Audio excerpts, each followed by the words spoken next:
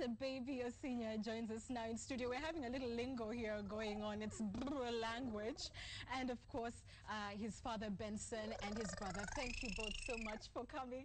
I'm not sure if you can hear his cooing over our voices, but we will continue, of course, in the interview. Narrate to us what the last 17 days have been like for you. You have lost your wife, and again we condole with you. And of course, just the image of seeing your eldest son holding baby Satrin with a bullet lodged in his head. What has this whole experience done to you? Yeah, for the last 17 days has been so much terrible in my life. From the first day, the last Sunday, where my wife was killed at the church, we woke up very early in the morning as usual at 5. My wife left for the market to, she was a business woman. She used to sell fruits and vegetables, taking those things from Kongoya market. So the other Sunday, when she went to the market, she left very early in the morning, and then she came back. She got when my son had already prepared tea, they took and then went to church. After which, I was having a small casual work at the same place where I stay.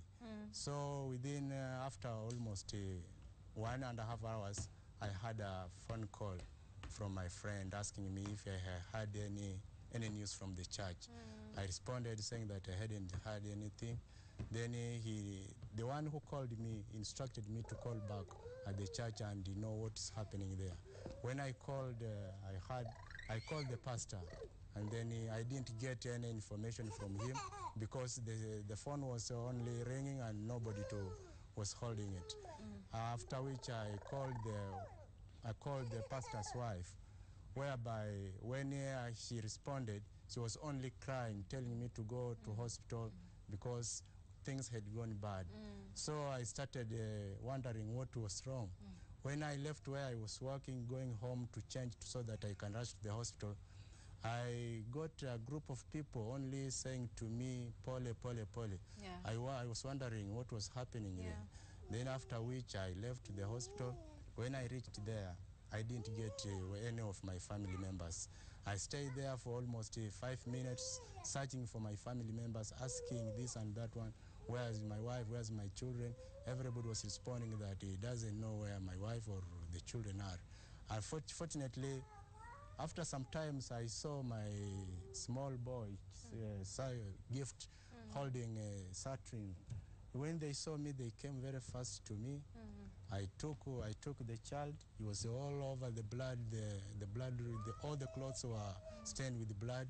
And then those doctors at the Coast General Hospital told me to go to the X-ray, where I went. After screening the head through X-ray, they found the bullet in the head. So it also increased my tension, because after which I heard that my wife had been killed, and then after also experiencing that my son also had a bullet in the head, I was very much terrified. What I didn't know got you through that period? Yeah. What gets a man through learning his wife is dead? By that time, I was so much confused, because I didn't believe if my wife had died, because I had left each other very well, knowing each other that he's just okay. After a few minutes, when I heard that my wife's dead, I was so much confused. I didn't believe. Even you see, recently when I went to bury her at home is when I believed really my wife died.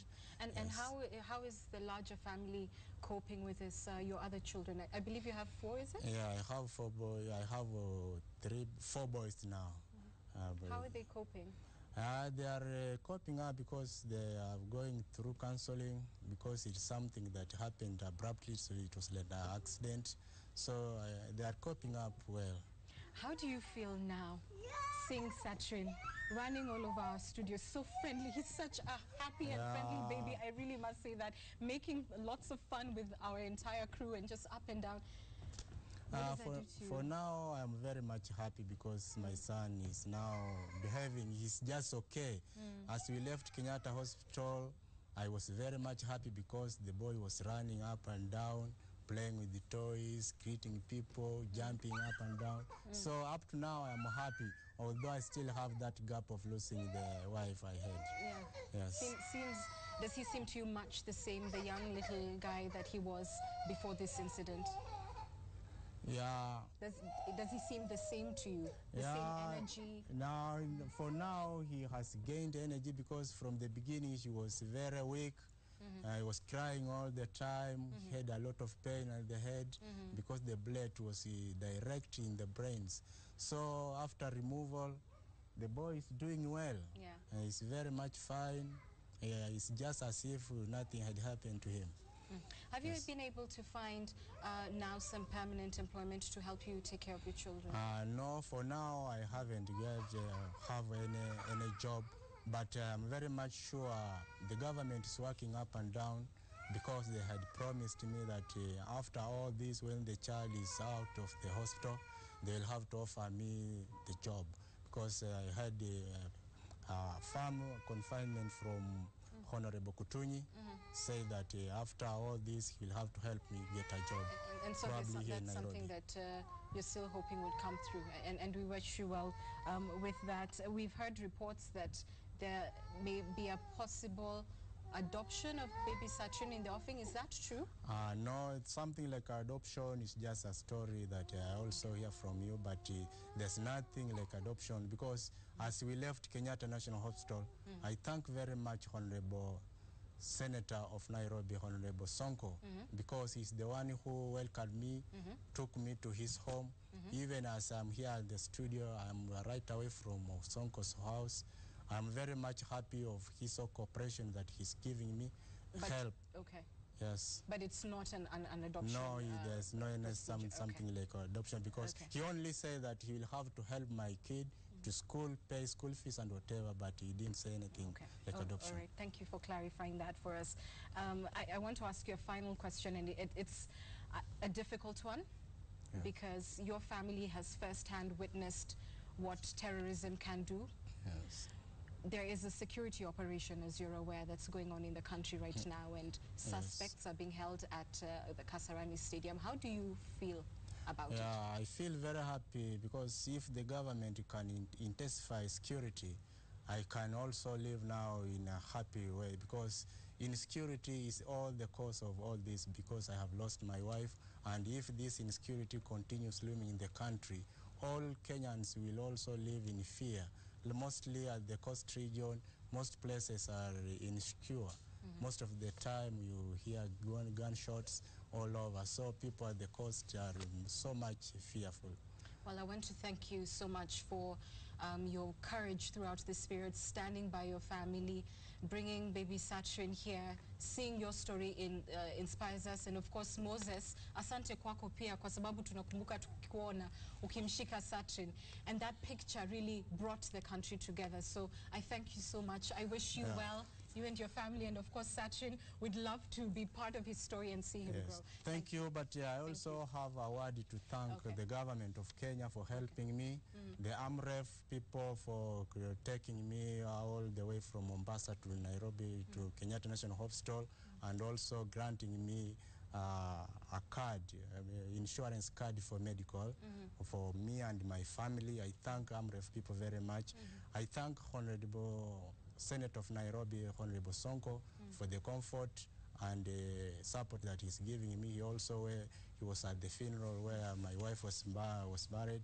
I also thank Kenyatta National Hospital, being led by Dr.